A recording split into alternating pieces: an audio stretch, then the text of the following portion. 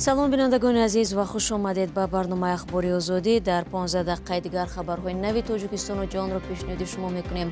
имрӯз 27 июн аст ва ин мавзӯъҳоро дорем. 27-мин солгарди имзои созишномаи сулҳ ва ваҳдати миллии тоҷикон то ҳанӯз дидгоҳи ҷонибҳо ба ин натиҷаҳои ба даст омада аз ҳам фарқ мекунад. дар ин сулҳ ҳукумат чизи гуммекардагӣ дошт, мухолифин чизи гуммекардагӣ надоштанд.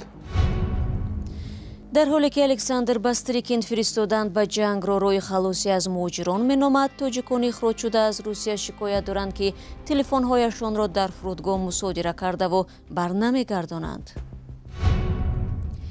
ва кӣ мегӯяд ки аз дастамон намеояд? занони кишоварзи тоҷик дар деҳот бо мотороллер ба саҳро мераванд.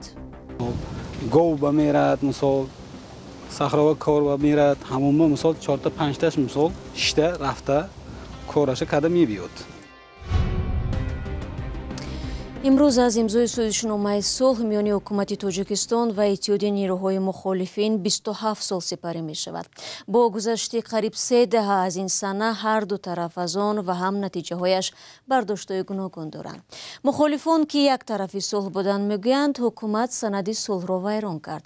назари мақомот баръакси ин аст ва ҳукумат поёни ҷангу рушди кишварро самараи ҳамин созишнома медонад. 27 сол пеш ҳукумат ва мухолифин созиш карданд ки ба ҷанг поён медиҳанд. баъди тақрибан 4 соли гуфтугӯҳо 27 июни соли 1997 созишномаи сулҳ миёни ҳукумати тоҷикистон ва иттиҳоди нерӯҳои мухолифин дар шаҳри Москав имзо шуд. ҳарчанд ҷанг дар тоҷикистон тамом шуд, аммо назари ду ҷониб ба санади сулҳ, шеваи иҷрои он ва натиҷаҳои он то ҳол ба ҳам мухолиф аст. профессор Иброҳим Усмонов, мушовири собиқи раиси ҷумҳури Тоҷикистон, чандин бор дар гуфтугӯҳо бо мухолифин ширкат дошт. ӯ созишномаи сулҳро иҷро шуда медонад. созишномаи умумии сулҳ ва резидиёти миллӣ дар Тоҷикистон халқи тоҷикро аз ҷанг наҷот дод. халқи тоҷикро аз ҳамдигаркушӣ наҷот дод. аз душманӣ наҷот дод. аз гурезу гурез наҷот дод. аз гурснагӣ наҷот дод. ба Тоҷикистон сулҳ омад. сулҳе ки мардум тавонанд ба рӯи якдигар, ба чашми якдигар нигоҳ кунанд. ин натиҷаи меҳнати бисёр душвор, бисёр пурҳарорати ҳар ду ҷониб ва ман гумон мекунам пеш аз ҳама тарафи ҳукумат буд. барои чӣ? барои он ки дар ин сулҳ ҳукумат чизи гуммекардагӣ дошт, мухолифин чизи гуммекардагӣ надоштанд. аммо он тарафи созишномаи сулҳ ба ин ҳарфҳо розӣ нест ва аз иҷро нашудани он мегӯяд. аз ҷумла Муҳиддин Кабирӣ, раиси ҳизби Наҳзати Исломии Тоҷикистон, ташкилоте ки бахши асосии нерӯҳои мухолифин буд ва акнун дар кишвар мамнӯъ аст. кофӣ аст мо ҳамчун далил як маротиба матни созишномаро қироат кунем ва онро ба мардум нишон бидиҳем ки дар он чӣ навишта шудааст ва тарафҳо бояд тибқи он чӣ кор мекарданд. барои мисол, президенти имрӯза Эмомалӣ Раҳмонов дигар ҳаққи президент шудан надошт. яъне тибқи ин созишнома хеле ошкору возеҳ навишта шудааст. ё ин ки вазорати дифоъ бояд ба оппозитсион дода мешуд ки дода нашуд, ё ин ки бояд 30% мақомоти иҷроияи Тоҷикистон, ҳокимияти иҷроия ба намояндагони мухолифин дода мешуд ки ҳамагӣ 54 нафар ба ин он мақоми давлатӣ таъйин шуданд.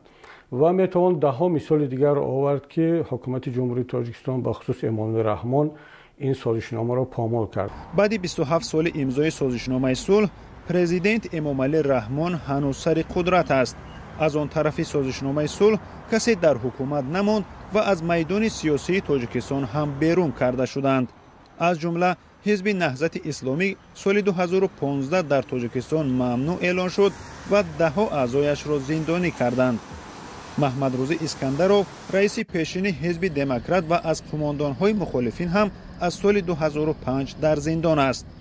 раиси феълии ҳизби мамнӯъи наҳзат мегӯяд, мухолифин аз ҳад зиёд ба ҳукумат бовар карданд. бузургтарин иштибоҳи оппозитсион дар он буд ки خیلی زود باوری نشان داد و پیش از آن که مطمئن باشد و کفالت جدی برای ویران نشدن سازشنامه را از کسی بخصوص از جامعه جهانی بگیرد، خیلی زود از طرف خودش همه بندهای سازشنامه را اجرا کرد و خود را خلع سلاح نمود.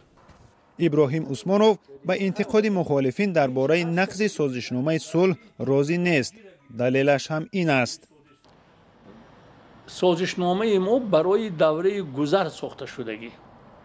دوره گذر از سال 1997 تا سال 2000 یا تا انتخابات اول ماهیتش چی؟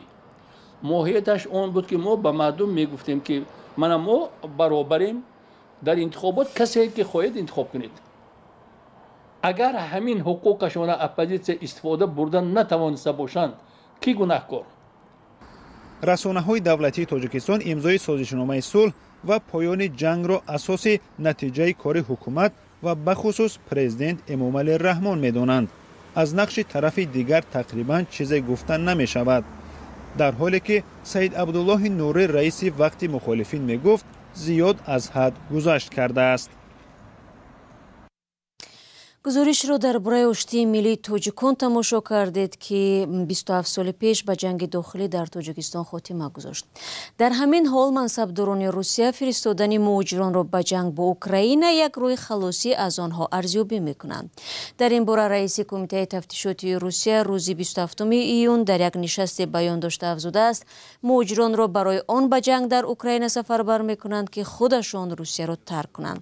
дар айни замон теъдоде аз тоҷиконе ки аз русия اخراج شدند میگویند تلفن‌هایشان را که در فرودگاه برای تفتیش گرفته بودند 2 ماه می شود بر نمیگردانند. جزئیات در گزارشی همکارم خیرامان بخوزاده. депорт монкадаи нози хона мерем. Сеюм рӯза ба худ додам. солҳои охир мақомоти фурудгоҳҳои Москав ҳазорҳо шаҳрванди Тоҷикистонро ба ин кишвар роҳ надода ба ватанашон баргардониданд. Аммо моҳҳои охир ҳадди аққал дар як фурудгоҳи пойтахти Русия, фурудгоҳи Внуково, садҳо телефони мобилии мусофирони тоҷикистонӣ бо баҳонаи тафтиш мусодира шудаву сарнавишти минбаъдаи онҳо маълум нест. ба нақли як мусоҳиби мо ки нахост номаш ошкор шавад, онҳо рӯзи 25 апрел тариқи хатсайри 802 ҳавопаймои ширкати русии Ютер ба Москав парвоз карданд. روز 25 اپریل аэропорт Внуково билет доштем. 3 روز ما در аэропорт Внуково ایستادیم. 28 число Тоҷикистонро мурои кардам. گفتم که برین قفاتون چیزاتون رو روی میکن، багажотон قطع تلفناتون. انا 3 число багажомون گرفتیم. این تا حاضر تلفنمون روی کداگی نیستن. 400 چند تا تلفن کمپانی اوتیرا رئیس 800 قریب 600-700 کس دپورت کرده آن وقت. ба қавли ин зодаи Тоҷикистон, муроҷиати пайвасте онҳо ба ширкати Ютер ва ҳамин гуна сафорати Русия дар Душанбе натиҷа надодааст. масъулини ширкати Ютер дар Тоҷикистон гуфтанд, фурудгоҳи Внуково мактубҳои онҳо дар мавриди баргардонидани телефонҳои муҳоҷирони тоҷикро бепосух гузоштанд. манъи вуруди тоҷикон ба Русия чанд моҳ ба ин тараф ва хусусан баъди ҳамла ба толори Крокус дар Москав 22 март вусъат ёфтааст. дар тамоми фурудгоҳҳо ва гузаргоҳҳои марзии Русия телефонҳои шаҳрвандони Тоҷикистон мушикофона тафтиш мешаванд. барномаро идома медиҳам. ҷорҷ Кролл, сафири пешини амрико дар Тошканд дар ёддоште барои маркази Дэвиси донишгоҳи Ҳарвард дар бораи шиносоӣ ва муносибаташ бо президенти собиқи Ӯзбекистон Ислом Каримов ва духтари калони ӯ Гулнора Каримова нақл кардааст. ёддоштҳои сафирро торнамои Евразанет рӯзи 21 июн чоп кард. Кролл аз соли 2011 то 2014 сафири Иёлоти Муттаҳида дар Ӯзбекистон буд. тафсилотро дар гузориши Кайо Марсиатто мебинем. جورج کرول سفیر سابق امریکا در ازبکستان نقل کرده است که هنوز از روز اول کاریش رابطه او با اسلام کریموف پرزیدنت پیشین ازبکستان نزدیک شد و بعد از سپردن اعتمادنامه آنها با هم گفتگوی طولانی داشتند. او با یادآوری از آن روزها نوشته است که در نخستین مراجعتش به کریموف او را جناب عالی خطاب کرد، ولی پرزیدنت پیشین ازبکستان زود سخن او را برید. وقتی من با این عباره به او مراجعت کردم، کریموف با اشاره دست صحبت مرا قطع کرد. او با دقت به من نگریسته گفت: شما با زبان ازبکی خوب صحبت میکنید، ولی دیگر به من چنین مراجعت نکنید. چنین سخنهای با دبدبه را برای کسانی چون پرزیدنت تاجیکستان رحمان گذارید. چنین مراجعت های بالاخانه‌دار را او دوست می‌دارد. من یک آدمی خاکسار هستم. شما می توانید به من همچون جناب پرزیدنت مراجعت کنید. در ادامه دیپلمات آمریکایی در یادداشت‌های خود درباره واخوریش با گلنوره کریمووا، دختر کلانی اسلام کریموف و به ماجرای خانوادگی آنها کشیده شدنش نقل کرده است. پرزیدنت نخستین ازبکستان در سال 2016 هم از دنیا درگذشت. دختر او گلنوره کریمووا به زندان محکوم شده است. برمیگردیم به تاجیکستان. در یک دهه شمالی کشور بسیاری از زنان بر راندن نقلیات را آوردند که از چرخ عبارت می باشد و گاز و سوزشواری طلب نمی کند. این نوع تکنیک را موتورولر و یا سکوتر می نامند و آن استحصال چین است. نرخش هم گران نبوده است. ساکنان می گویند که در 2 سال اخیر شماری آن خیلی افزوده است و مشکل دهها زنان را آسان کرده است. فرزان محمدی در این باره گزارش می دهد. فاطمه یکی از 10 زنان دهه سامغار ناحیه باباجان غفوروف است که شوهرش به او موتورسیکل خریده است و هر روز با آن به صحرا می آید. این نوع نقلیات که ظاهراً برای بارکشانی ساخته شده است، در اینجا دستیار اساسی زنان گردیده است.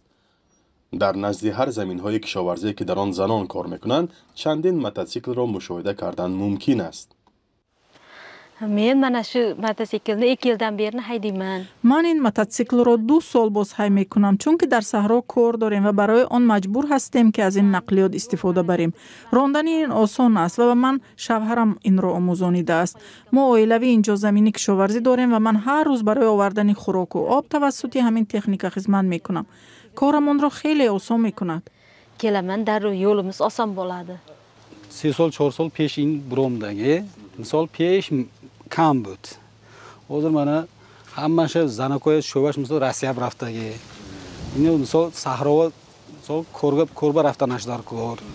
مثال گاو بمیرد، مثال صحرا کوربه میرد، همون مثال 4 تا 5 تاش مثال شته رفته کارش کده میبیاد. اکثر این موتورسیکل ها را کارخانه های ماشین سازی چین تولید کرده و به تاجیکستان هم انتقال داده است. آن را قبلا در بازارها اساساً استفاده می کردند و حالا به شهر و دهات منطقه های تاجیکستان هم رسیده است. به گفته صاحبان چنین نقلیات سبک، سبب اساسی زیاد شدنش در منطقه ارزان و کم خرج بودنش است. نرخ آن وابسته به وضعش از 5000 سامانی آغاز می شود و تا مرز 10,000 سامانی می رسد. مثال ما مثال کوربه مثال من پخته و مثال یا دیگر چیز کوربه مثال رفته اینا مثال ماشین که رویم مثال این ماشین مثال حاضر رسخوتش های مثال بنزین که سالر سحر ایسی رفته اخواناش یک تا آوردن در کار هر یک تا خانه برفته. هم مثال اینا خودشون چیز که مثال من این موتورول که رفته خودشون مثال 3 تا 4 کس آمدنش در کار مثال می بیاد بی رسخوت میشد. نه این نقلیات را ساکنان هرچند تنها به کارهای صحرایی استفاده میبرند، ولی طبق مقررات قانون باید صاحب اجازتنامه رانندگی باشند و از معاینه تکنیکی گذرانند. رانندگان و استفاده برندگان میگویند که باید در این سمت سبکی ها داده شود تا که به وضع زندگانیشان گران نافتد. مقامات و مسئولان ناظران راه بارها هشدار دادند که هنگام استفاده چنین موتورسیکل ها از احتیاط کار بگیرند و سببگار تصادم ها نگردند. فرزان محمدی، رادیو آزادی ناحیه باباجان غفوروف. دوستان مهربان، فرصتی که در اختیار داشتیم به پایان میرسد. تشکر از یکایک شما که پیوسته ما رو تماشا میکنید. چون همیشه میتوانید خبرهای نو ما را در سامانه azadi.org پیدا نمایید و همچنین در صفحه های ما در فیسبوک و اینستاگرام، یوتیوب و تلگرام پیگیری نمایید. اگر شما نیز عزیزان خبری دارید لطفا نویسید، منتظر میشویم. خود را احتیاط کنید و خدا نگهبان هر یک شما باشید.